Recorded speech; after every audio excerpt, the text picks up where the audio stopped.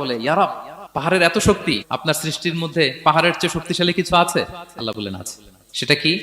আল্লাহ বললেন সেটা লোহা, কারণ লোহা দিয়ে পাহাড় কাটা যায়, ঠিক কিনা? লোহার কথা শুনে ফেরেশতারা অবাক। ফেরেশতারা প্রশ্ন, তাহলে আপনার সৃষ্টির মধ্যে লোহার চেয়ে শক্তিশালী কিছু আছে? আল্লাহ বললেন আছে। কি সেটা? আন্নার, আগুন। কারণ আগুন লোহাকে কি করে? গলিয়ে ফেলে। ফেরেশতারা শুধু অবাকই হচ্ছে। ফেরেশতারা বলে, আগুনের চেয়ে শক্তিশালী কিছু আছে? আল্লাহ বলে আছে, আলমা, পানি। কারণ আগুনে দাউ দাউ করে জ্বলে ওঠা আগুনের মধ্যে পানি দিলে আগুন অস্তিত্ব হারায়। ফেরেশতারা শুধু অবাকই হচ্ছে। তারা বলে, তাহলে পানির চেয়ে শক্তিশালী কিছু আছে? আল্লাহ বলেন আছে, আর রিহ, বাতাস। কারণ বাতাস পানিকে একদিক থেকে আরেক দিকে নিয়ে যায়। জলের মধ্যে বায়ুর উচ্ছ্বাস লাগলে জলোচ্ছ্বাস তৈরি হয়, ঠিক কিনা? ফেরেশতারা আবার অবাক হয়ে বলে, তাহলে বাতাসের চেয়ে শক্তিশালী কিছু আছে? আল্লাহ বললেন আছে। সেটা কি? বলতেছে বনি আদম। ওই মানুষ শক্তিশালী যে গোপনে দান করে, এত গোপনে যে ডান হাত কি দান করলো, বা হাত সেটা টের পায় না। পড়েন সুবহানাল্লাহ।